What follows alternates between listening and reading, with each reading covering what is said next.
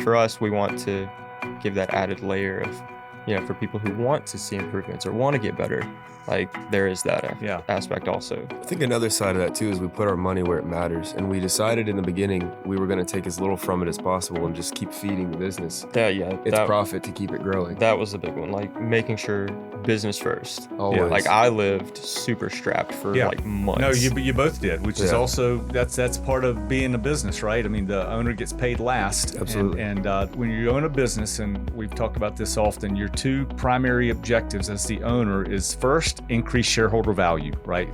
The second is survival of the enterprise. And when you're brand new, you're in survival mode every single day. Yeah. Welcome to Well Coached, a podcast about how people, sales, profit, and self can transform your business. I'm your host, Chris Weinberg, and I have helped hundreds of entrepreneurs get into their highest productivity zone and become corporate enough to succeed. Let's get into today's episode. Hey team, welcome back to the Well Coached podcast, where we talk about real stories about how to build real businesses that last and provide value and provide happiness and growth for the folks that are running it, the folks that are participating in it, and the clients and customers that get to share in it as well. And today I am so excited. We've got a super special episode because we get to visit with my son, Cooper Weinberg, and his business partner, Brennan Rooker. And I couldn't be more thrilled about this. Together, they co-own Nashville City Golf, which is Nashville's premier indoor golf facility. At Nashville City Golf, members and casual players alike are everybody's welcome.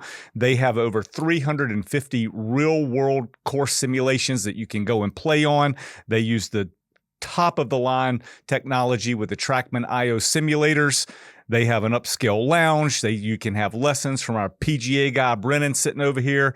It is just a 360 experience and super cool. And today we get to talk about two young guys that decided to jump off the pier and go bet on themselves versus helping to bet on an employer, which is part of the journey here of how to jump into entrepreneurship and go for it.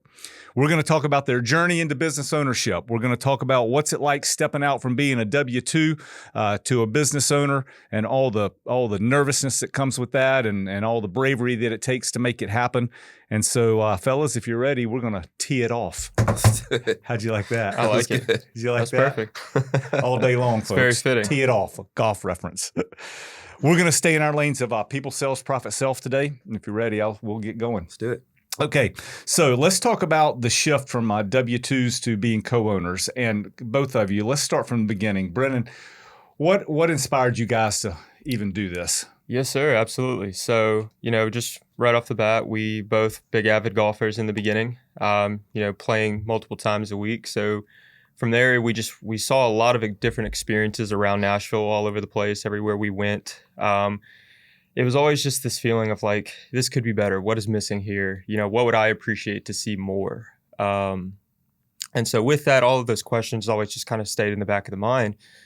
But for me personally, coming from a completely different world in the medical field, being an ICU nurse for multiple years, it was always just something that was just kind of an afterthought. It was like, man, that would be great if I could do that, but, just kind of a dream really. But especially, once me and Cooper kind of actually sat down and started discussing like, what are the actual possibilities of this? That's where it became really interesting and really fun. Now getting to take all of the things that we actually wanted to see and, being able to put all of those into a place and just taking our own experiences. That's cool. What about your part of that?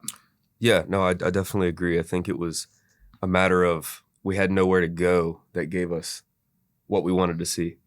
As far as, swing data, being able to play courses in 45 minutes, if that? I mean, not even just that, but also just like having a place where, it was a lot more relaxed, something that wasn't me having to go out there and wait for, an hour just to even be able to hit, or, all the like hustle and bustle and all the, external stimuli of, 100-degree heat and all of these extra things that, kind of just make practice a little bit harder. Right. Totally.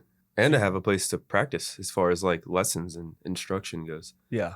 So you guys are able to take something that was a passion for you and turn it into a business. Absolutely. And that's a lot out there, guys. We all have something. Everybody's got unique skills. Everybody's got something they're into.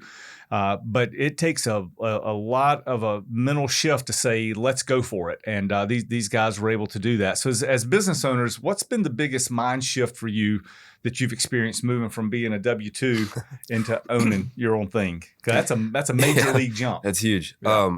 Personally, I think the biggest one is you 100% get out of the business what you put into the business. Whereas I think you can get a little comfortable, working for an employer. It doesn't matter really how hard you work, you're going to get the same out of it. Mhm. Whereas for us, it's waking up every day going, what can we do differently today that will make the business flourish? And I feel like you don't really have to think that way when you're working for an employer. Yeah. No, absolutely. Just the thought of like, if I ever needed, like, okay, I have a sick day coming, or like I'm feeling bad, I'm sick today, like I can just call in. When it's yours, like I got to go in. Days. Yeah, there's no sick days. Okay, guys, as you two are settling in to being business owners, that is not easy either, right? Having partners, starting your own business, very difficult. Doing it with a partner has its tremendous upsides and also can be very challenging at times. As you guys have now been doing this over a year together, how have you identified and learned about your respective strengths? And how do you guys division up domain expertise inside of the business? Like who leans into which parts of the business and how do y'all cover each other? And how has that journey transformed over the last year? Yeah. Do you want to start? Yeah. No, I think this is something that we talk about all the time. Both being golfers, Brennan definitely has the edge on golf over me, whereas it was just a hobby for me. It was his life passion. And so I think, being your son, I've learned a lot of business just growing up with you and living with you, whereas Brennan knows golf. And so the way we threw that together was, okay, I'm going to handle the more like customer service, maybe social media side of things, whatever. And then Brennan's our director of golf. So anything golf related, whether it's lessons, instruction, whatever, I feel like that's where Brennan just nails it. I also feel like Cooper does a significantly better job. Like I feel like Cooper is fantastic at like talking to the masses. So like big groups or, like all these events that we do, like Cooper is fantastic in front of big people. I'm much stronger with like a one-on-one interaction. Mm-hmm. So that's where I really like my lesson side of it, because I'm dealing with just a couple people at a time. It's easier for me to really get to know and speak with somebody and really kind of learn them that way. Whereas Cooper can talk to anyone in like any situation. Like that to me is probably the most impressive part about having Cooper as a business partner is it's like, it doesn't matter who it is. He can connect with them on some level, whether it's, I know somebody in that same industry, or I actually went to high school with his nephew. Like he just finds a way to connect with people. So it's really tremendous and it's really helpful because, people really crave that connection aspect. So it's really good at helping, make people feel like they're at home in that scenario. So yeah, he's very much my social butterfly in this situation. I like to kind of stay a little bit more behind the scenes. But even the other day, I was speaking to our TrackMan rep, and he was talking to me about some of the other businesses in the industry, and his opinion on it was the most successful that he saw in this industry were people who had kind of that dual mentality. He said that people who were just golf background tended to not do as well.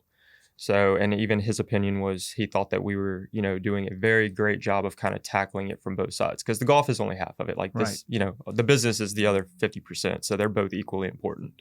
Brennan is speaking, guys, in terms of roles, and he's walking right into disc profiles, which you guys know that we talk about a lot here. And Cooper leads with the big high I. So the things that Brennan was saying, comfortable in front of large crowds, able to talk a dog off a meat truck. I mean, just can drop him anywhere and he can hold court.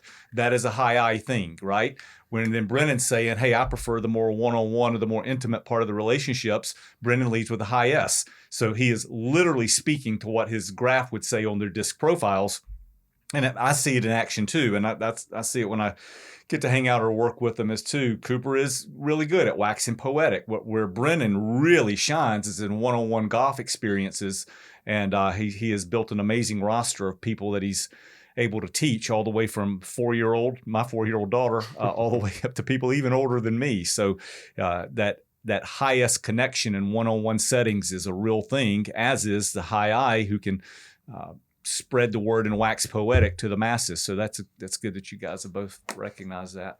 What's been the most challenging part as y'all have gotten to know each other on more than just a friend level and on a business level? What's been the most challenging thing to work through?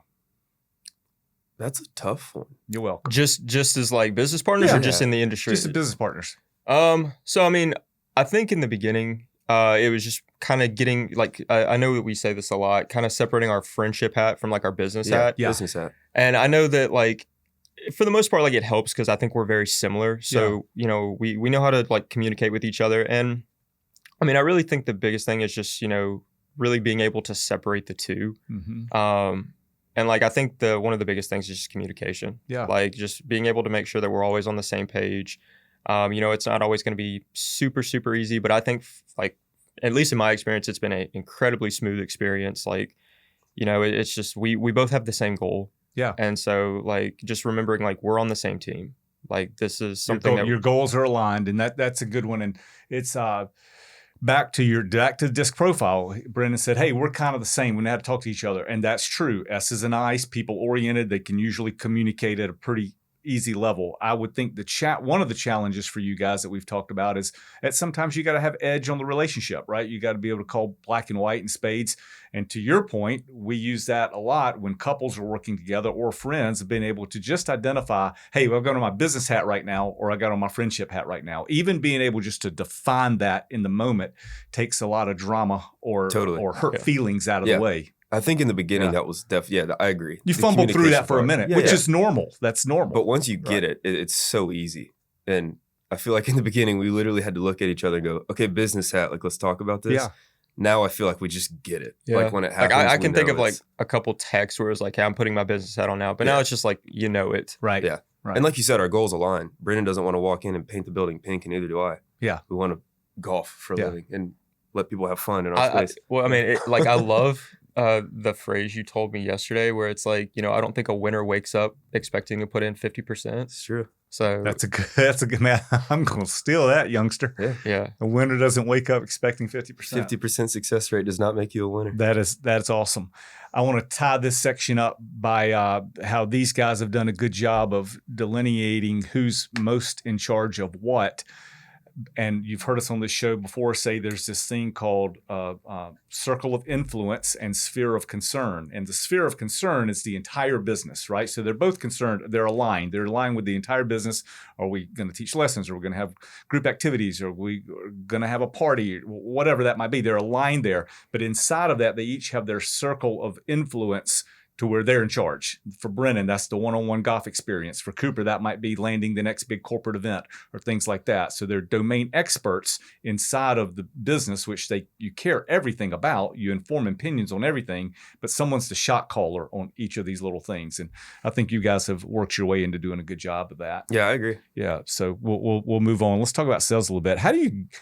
How do you attract members to Nashville City Golf, and what communication channels or tactics have worked best to do that? I'd say social media, hands down, has been our. I would definitely say is the most impactful and probably the simplest. Okay. Word of mouth. Yeah, word of mouth. I definitely think is another one. I know that we take our reviews very seriously. Yeah. So that's always something that makes me feel good is when I get on and I see that we've gotten a new review, which right now, I mean, I 100% 5 stars. So I'm very happy with that. Other small things, we've done everything from, I've gone to every hotel and apartment in Nashville, taking flyers and, spreading that way, handing out business cards and giving people, like 30-minute free cards at like local charity scrambles. And so all of those things are great, just getting the name out there. A lot of times it's, oh, hey, I noticed your hat, or I noticed your logo on my buddy's hat or something like that. So all of that stuff is great. I definitely think though that social media has been the strongest. You've got a multi-pronged approach, right? You've got social media, you've got boots on the ground where you've gone and handed things out. You guys have paid lots of attention to your swag and your logos and your Google 5-star reviews. And the Google part is not easy to do, man. It's not easy to have that. So that's something to really hang your hat on. And team out there, when you are starting your own business, it may come from a passion. These guys had a passion for golf, but it's a lot more than that, right? And as soon as you open a business, you quickly find out you are a marketing company first. Yeah. right? No, basically, no matter what business you in, you've got to have the mindset that I am a marketing company first. We happen to provide a golf experience. And their mindset has been successful in doing that because, A, they're not lazy, and they can see the world through more than one lens. And while that social media has been a main dog for you, those other avenues support it, right? They all feed to the same place. You're also hitting other age groups. Yeah. Not everybody's on social media. Yeah. And so being able to walk around, like you said, have your hat on, people ask you what it is, having relationships with our buildings that we've walked to and dropped flyers is massive. Well, it's also just like taking the opportunities to actually talk to people. So like, I know you do it also, but anytime somebody's in, if I've never seen them before, when I'm like getting them, not necessarily when they're at the beginning, but towards the end, like, hey, where are you from? What brought you in? Kind of learning people, and that alone also, gets people more invested in you. It wants to keep them coming back, really trying to build those raving fans. That's been one of those big things that's really stuck with me since the beginning. Thanks for the shout out on Raving Fans. That's one of the books that we talk about here a lot. And that's the 3 principles of Raving Fans, right? Decide what you want, decide what the customer wants, and then deliver, right? Then deliver +1. And these guys, you're in a commodity business, right? You have it's not an extreme barrier to entry. Anybody can go out and buy a golf sim and put up a screen and say we're in business. So you are in a potential commodity business, but you're doing things to make it not a commodity. Absolutely. Right? How you make people feel. Yeah. Talk about that a little bit. Yeah. No, that's another thing. When we were opening NCG, you can go to these simulator places and nobody cares who you are, where you came from, why you're there. You're just a dollar sign to them. Mm-hmm. And so we thought, how do we take this to where not only are they a dollar sign, but they become friends, or they become, almost family to us. And so, like Brent said, it's, how are you? Who are you? Where are you from? Why are you here? What can we do better? That's my favorite question to ask people. What can we change? That's a great question. And that's how we build off of it. And 99% of the time, people say nothing. Yeah. which is a good feeling. It sounds good, but it also is definitely one of those things where I want it to feel like people are constantly coming in and seeing improvements, not only in the facility, but their game. Yeah. That's what that place, at least for me, kind of my mindset was, that's what it was built for. Like people to come in and have a comfortable place where they can, see results and they can feel comfortable. I know that golf already has this kind of unfortunate stigma around it where it can be maybe not the most welcoming sport, or it can maybe be a little uppity at times, and so that sometimes can be intimidating for people. Yeah. So wanting people to like feel like they're still in that same kind of aesthetic environment without that associated like I'm better than you mentality. Right. And I love when it comes to fruition. Like we've had a member who's been with us for maybe 6 months and he hasn't taken lessons, and he took one, and just to be able to see it become real. We get a text from the other day. He's like, I just shot 5 strokes better than I normally do. He texted me and he said, this is the best I've ever felt in my entire game. He's like, this is the best round I've ever played consistently. Exactly. And see, like, that's when it makes it, okay, you're not only are you a member, you're a part of our family, to be able to share that experience with somebody. You're in the tribe. It's huge. Yeah. That's awesome.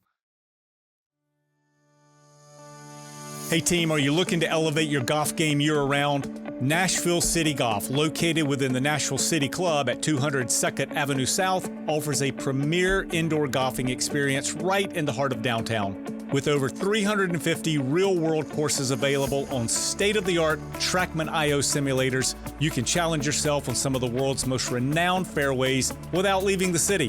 Whether you're a seasoned golfer or just starting out, our facility caters to all skill levels. Features of the club include TrackMan.io performance tracking, an adjustable swing stage, indoor putting, and great upscale lounge and food and beverage, as well as PGA instruction right on site. Nashville City Golf isn't just about swinging a club, it's about experiencing a revolution in golf practice and entertainment. Our cutting-edge features elevate your game and create an unforgettable experience. We offer flexible membership options to suit your needs, as well as booking for an individual sessions. Ready to tee off? Visit NashvilleCityGolf.com to learn more about memberships, book a session, or schedule a lesson with one of our PGA instructors. Elevate your game at Nashville City Golf, where the best of golf meets the best of Nashville.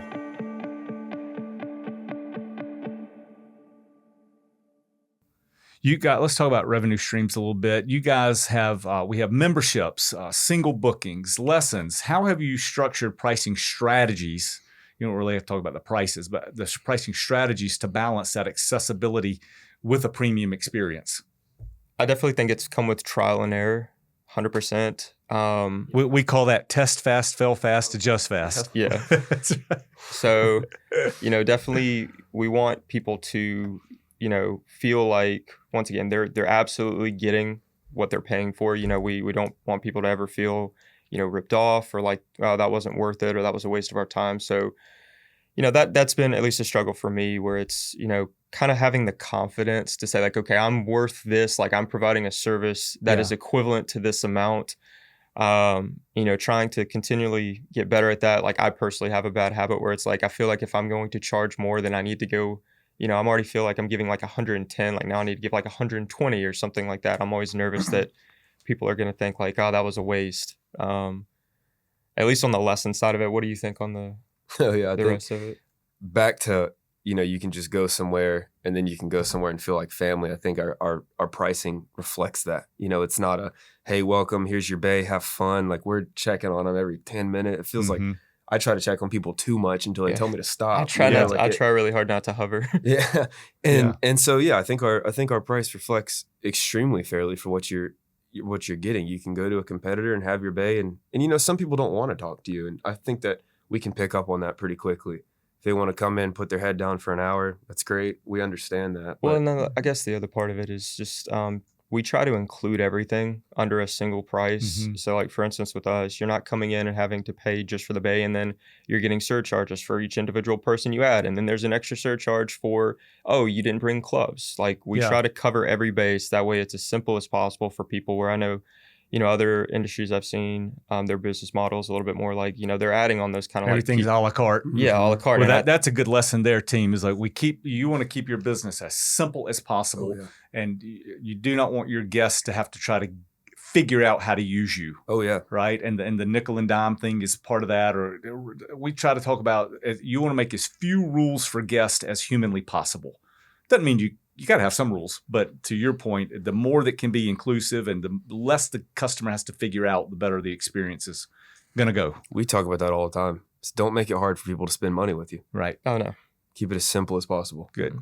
No. And I think we nail that. Yeah.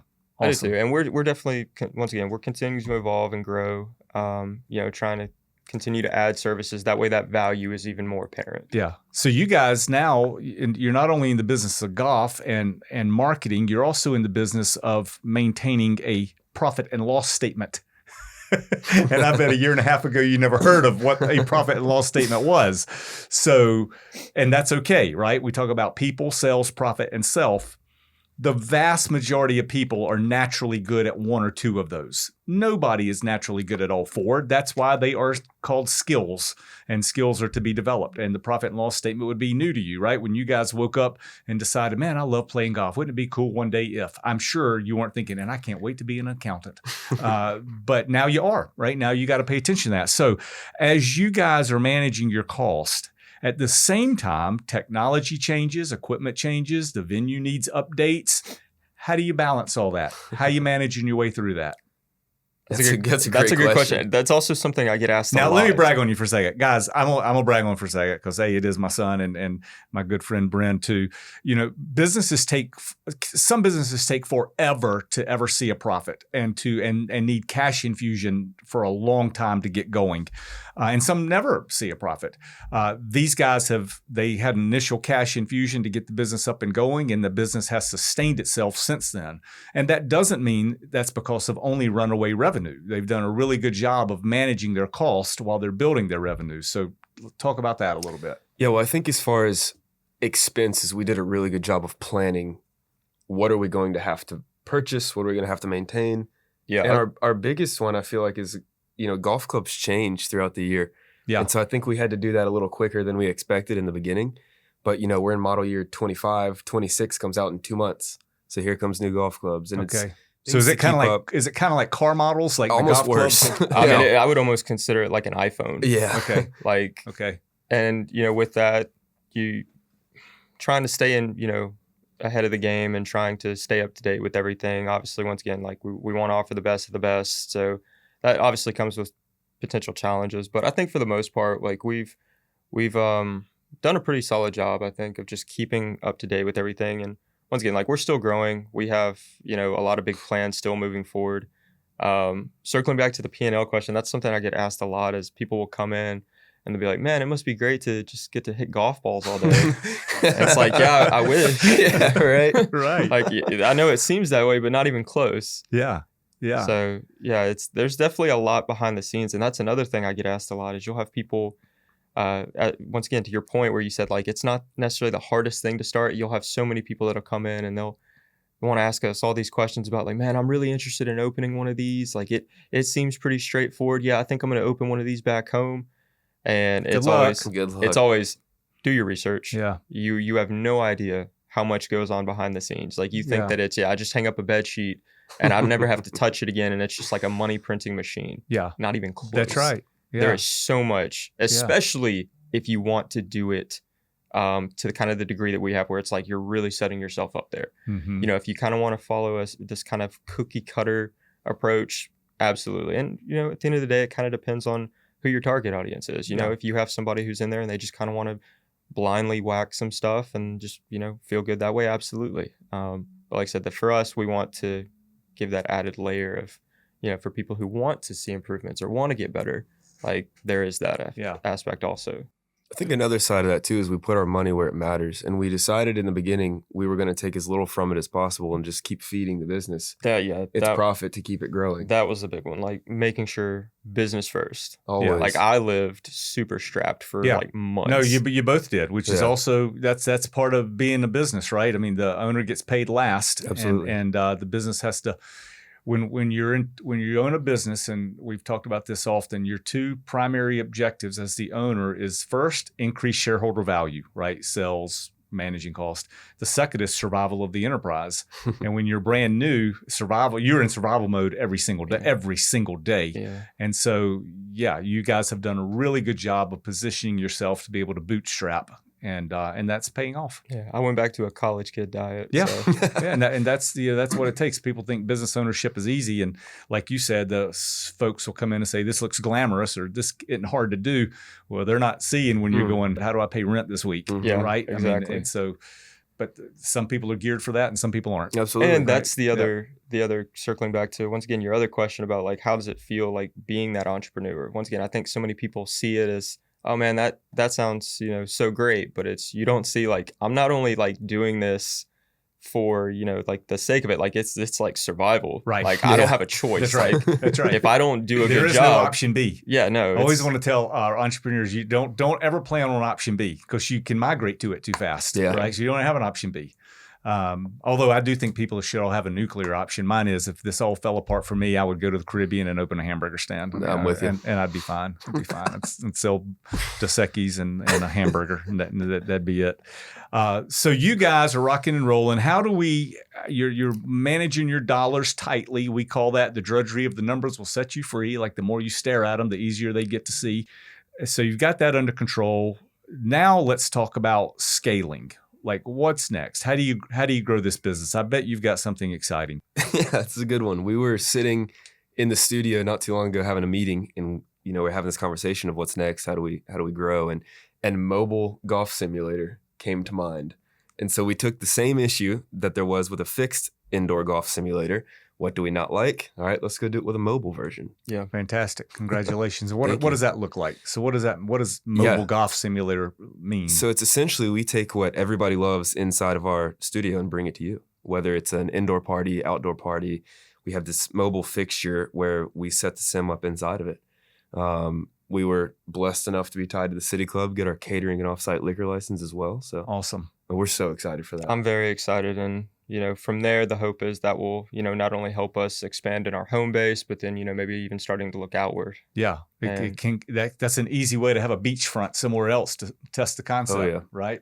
So these guys are expanding. So they've got the core business, which always has to have the most attention. But if you've got your core business under control, I think the easiest way to start expanding your empire is to do something business adjacent, right? Instead of you guys are in the golf business. So if you would come to say, we're going to open an ice cream shop, I'd probably say, you guys are idiots, right? But you're opening another business that is adjacent to your domain expertise. So yeah, that's a smart way to do it. And we're hoping it'll also just be like another one of those marketing adjacent things where it's, you know, not only are people seeing the brand and the name even more, and it's filtering people back to home base, and just full circle type of deal. Want people to think that, oh, if you think this is nice, come see us at come see us at the studio. Right. Was there anything along the way that was a surprise early on? Like, oh man, I didn't see that coming, or man, this is costing more than I thought, or man, or like, I mean, for instance, like rent. You never had to pay rent before. Yeah. You like, I want to go teach golf lessons. I got to pay rent. Like, what was shaky or surprising, or things you had to adjust to? I feel like Cooper deals a lot more with the numbers than I do. Yeah. So I'll let him answer that question. There's one thing that I can think of, but I'm hesitant to say it. Marketing dollars, honestly. Okay. In the beginning, we had a set budget and we blew past it. Yeah. And then we had to adjust in other areas because that's, I think, the most important dollars you spend. Right. And back to, we are a marketing company first. Yeah, we had budget in other areas, and we were like, all right, we may not need to be buying new golf clubs every month, but we do need to be spending dollars on Google and Meta. Right. And so I think the marketing cost has been my biggest surprise. And it works. Yeah. The more you put into it, the more you get out of it. Our views are getting 150,000 views overnight. Yeah. Or a post. It's crazy. Yeah, that's been pretty interesting to see. Like, and even just like the billboard thing. Yeah.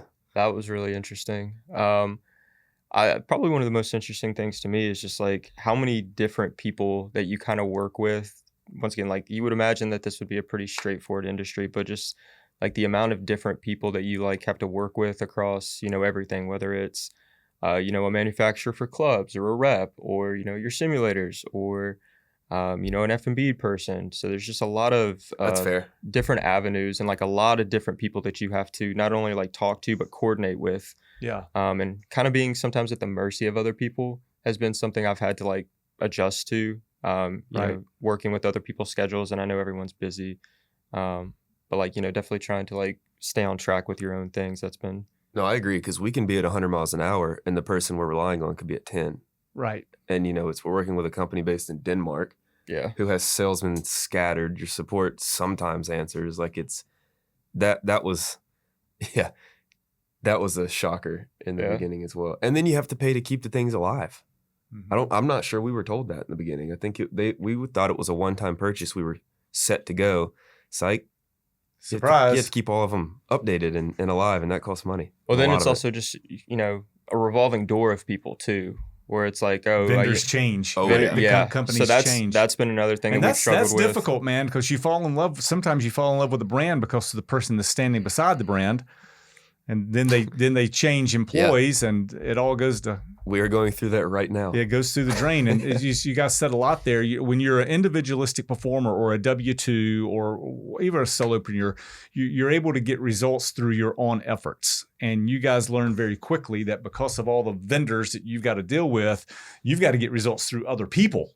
And so managing relationships and managing timelines and expectations, that's a bear. It's a bear. That will never change, by the way, right? Because you're trying to get results through an F&B director or whoever, a golf supplier, or even a client, right? You're beholden to how well you can puppet master all the chess pieces on your board. And it definitely puts a lot of pressure on you because like you're in the spotlight here. It's like, I'm relying on this other person to deliver for me, and I need to deliver for, the customers. And, I'm the one kind of in the crosshairs a little bit.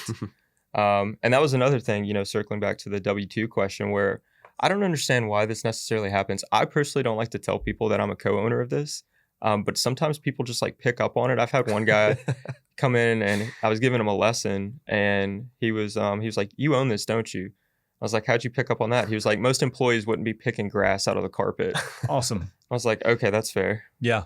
Awesome. So like, I think that definitely people can pick up. Well, that's called having the look of the leader, right? And if you've got the look of the leader, people aren't guessing who you are, right? And good leaders carry themselves in a certain way to where you never have to have a name tag saying this is my role, right? Right. So well done there. Hey team, are you looking to elevate your professional and personal life in the heart of Nashville? Well, since 1957, the Nashville City Club has been the city's premier private membership club, offering an exceptional experience in fine dining, networking, and memorable events. As a member, you'll enjoy top-tier networking opportunities, business development events, mentoring programs, social mixers, and signature holiday celebrations. The club's private dining room serves breakfast, lunch, and dinner in a professional yet relaxed environment featuring menus crafted by Nashville's top culinary professionals. Members enjoy personalized concierge services, including bookings for concerts, events, sports, and dining reservations. Additionally, the club offers discounted private event spaces for personal and professional gatherings, accommodating over 200 guests at a time. We are located at 200 South 2nd Avenue. The Nashville City Club provides a versatile environment that serves as both a home away from home and an extension of your office. The warmth of the staff, the energy of the city, and the pride of the community are felt instantly upon arriving. Join us for this thriving community of Nashville's most respected and accomplished citizens. Apply for membership today and experience the unparalleled benefits the Nashville City Club has to offer. For more information or to start your application, visit nashvillecity.com or email info@nashvillecity.com.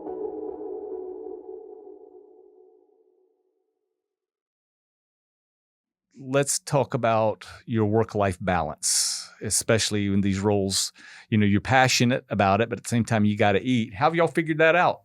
You both you don't look like you're aged any to me in the last year and a half.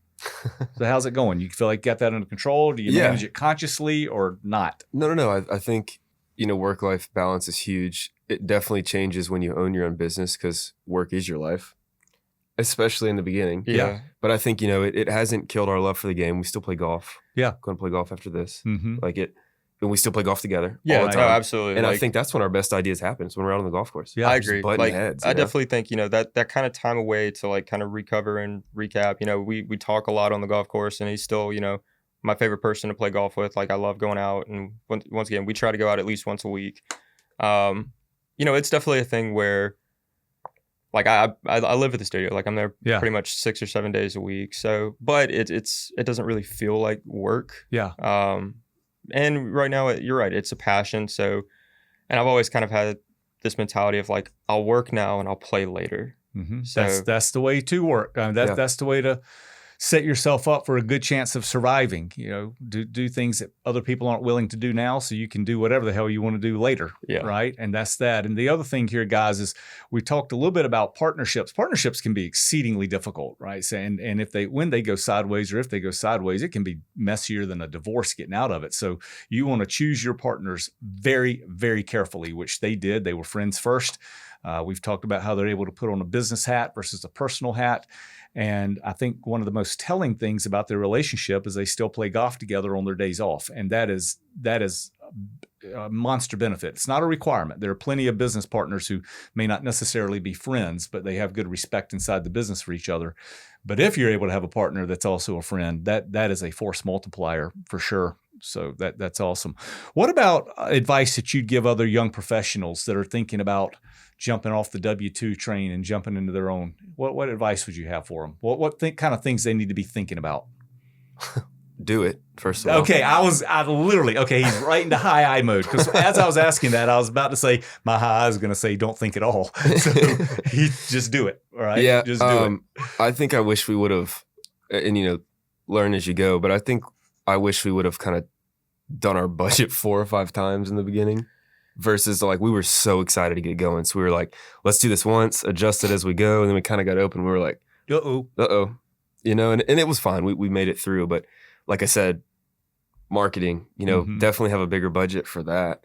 That was definitely something we could have allocated a lot more to that I see now, definitely marketing before you open. Oh, yeah. Okay, so if you're thinking about jumping off, you got your big idea, make sure the marketing budget is up near the top. Yeah, and like Brent said, do it before you open. Mm-hmm. We didn't market till the day we were open. That's Really, right. kinda. And that wasn't a great idea because our first 2 months were pretty slow. Yeah, our first 2 months were actually now we actually got to start doing what we were doing. And at the time, the thought was we didn't want to start marketing until we actually had something cool to promote. Yeah. But either way, something is better than nothing. Find That's something. right. Yeah, find something right. to put out there. One that I would give you is just circling back again, the research. Make sure you know what you want to do. Make sure you have a clear picture of what you want it to look like. That was something that we were pretty much on the same page about right off the get-go is we know what we want this to look like. We know what we want it to be versus oh, we've got like half of an idea and we'll just kind of piece together as we go. Like that'll save you a lot of headache. I think it'll save you a lot of mistakes. We definitely, have learned a lot, and there's definitely things that I think we could have maybe done a little differently, but I think that's just part of the process. Yeah, part of the process. I would say like we have not made any like detrimental mistakes. Like it's all just been like small things and like nothing that we haven't been able to bounce back from. And Test fast, fail fast, adjust fast. Yeah. So the advice to people is go for it, do a lot of planning, get your marketing chops in order. Yeah, I think too, one thing that we didn't really look at in the beginning and we do a pretty good job at now is what happens when X goes wrong. Yeah. Like think, and I'm sure it's different per industry, but what happens when we come in 1 week and break all of our golf clubs? So it's like just kind of having that in the back of your head at all times. That's good. Too. We call that measuring worst case scenario. Yeah. Like what's the worst thing that could happen today? And Absolutely. if it happens, how do I overcome it? Yeah. And I think we have a plan for most of our stuff, I would also say backups. Listen to your clientele. Absolutely. Like whatever industry it is, like, and I know you say this a lot, you don't have to reinvent the wheel. You just have to do it better. Yeah. That goes all the way back to your raving fans comment that you started, right? Decide what you want, decide what the customer wants. How do you decide that? You listen, right? Listen. I think so many folks will open a business and try to jam their initial vision down everybody's throat when all that vision may need is just a tweak, right? And so you only get that by using the 2 ears and not your mouth. I fully agree. And that's one reason we don't love to tell everybody we own the place, because I want them to be honest. Yeah. And, I think you get a different level of integrity when they don't know who you are. Yeah. And so, we ask everybody, what could we do better? How was the food? What would you change about it? And that has worked very well. Awesome. And going back to just talking to people, like don't be afraid. Like people remember how you make them feel. Yeah, that's right. People want to do business with folks that they enjoy, and having conversations with folks and be able to match their energy. To your point earlier, not everybody wants to stand there and talk to you, right? And sometimes that's hard for a high I because we want to talk to everybody, right? But able to read the room, who needs me, who doesn't, when do I show up, when do I not show up? All of those things matter so much more than just being able to turn on a screen. Absolutely. Yeah. What are you guys most excited about for the rest of the year and for 2026, personally and professionally? You go for it. I mean, personally, I'm excited to see the mobile kickoff. I'm excited to see the people we'll meet, the situations will be put in there, and all the opportunities that we'll hopefully gain from that, and then seeing how that once again will lead us to the next task and the next endeavor, and how we can just continue to build off of this foundation that we've kind of laid. I'm definitely excited. We're adding multiple more golf brands right now. So we just signed Ping and Cobra. So we're really excited to, get them on board. One of the coolest things that's happened in the recent months for me was Cobra invited us to go play like Golf Digest tournament with them. Like Wow. that felt great. Wow. Getting to go out there and just, be part of Team Cobra and go out there and play a private course that I've never gotten to play before. Yeah. So that was a really cool experience. So I'm looking forward to, hopefully more of those opportunities. Once again, just meeting people and getting those cool work perks are really nice. Yeah, I'd agree on the mobile venture. I'm really excited to see where that goes. But always excited for new opportunities and relationships. It's kind of the big one. Like you said, signing new club manufacturers opens the door to all different kinds of opportunity. Yeah. And then just meeting people. You never know who walks through your front door. Right. And that's going back to talking to people. You have no idea until We've they met open some their very, very interesting people. Like people you would never even expect. They'd be like, yeah, I'm in this industry. And it's pretty wild. Like it's really cool, getting to kind of see how other people, do things, and, also getting to like talk to them. And you also learn a lot through them too. And it's like, man, I'd really like to try to implement that in my own business. Yeah. So looking back, knowing what you know now, if we could go back in time and you guys said, do we want to do this again? Would you do it again or not? 100 times. All right. So the message out there to everybody is, if you've got the idea, just do it. Go. Absolutely. Just go. Bet on yourself. We always talk here about betting on yourself. And back in the day, really the generation before mine, people would stay in their job their entire life and bet on the man or bet on the factory to take care of them forever. And that kind of worked, right? And then my generation, I think it moved up to folks would change jobs 7 times in their career. And I don't even know what it is now. It's probably once every couple of weeks. So the point there is that I think there used to be safety and security in staying with the Acme company for 50 years. And that might be right for lots of people. But the risk I think the risk in being an entrepreneur is nowhere near what it used to be in relationship to trying to hold a job for 50 years, because companies change, they spin you out, they don't care about you.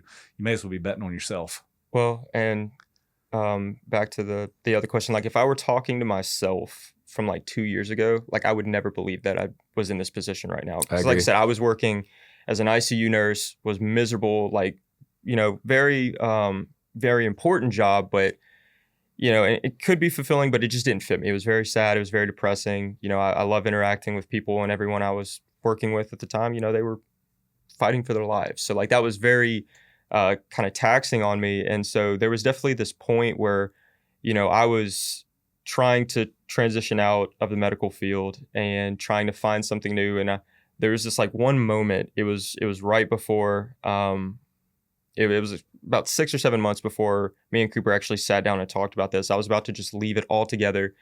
But I was thinking like, okay, I know what my goal is. I know my dream. Like I was trying to, do something where I could continue to teach people golf.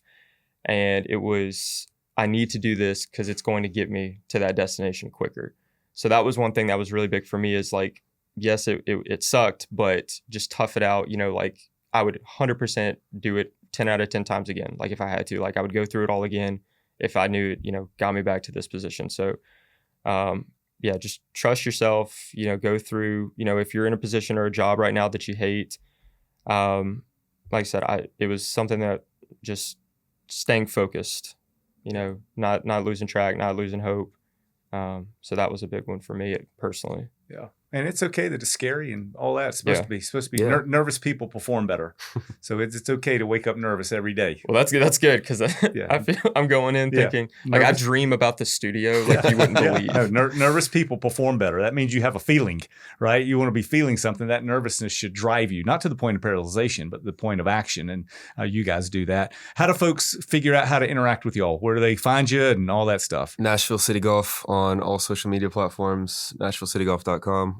Okay. What about MySpace? Do you have a MySpace? We don't have a page? MySpace. No, none of that. No. You can bump into us on the golf course. That's another thing I like to do. Anytime I'm playing with somebody, I'm like, here, have 30 minutes free. Come out and see us. Awesome. So, well, these are two good guys, and I'm super proud of them. And guys, this is just another call to action, right? They are young guys, and they are starting to build their way. And I love that they're betting on themselves. I love the way they've navigated their own relationship through this and the way they're learning business. And it is okay not to know everything. Most people, none of us know everything, but they've done a good job of surrounding themselves with good people and staying in their domain expertise while they're learning other skill sets, and the damn thing's working. So congratulations, way to go. Thanks. Thank you very much. All right, that'll wrap it for today. If you like this, tell everybody and go click subscribe on all your favorite platforms, Apple, YouTube, all of them, Spotify. If you didn't like this, don't tell anybody. And we'll see you next time. Thanks a bunch.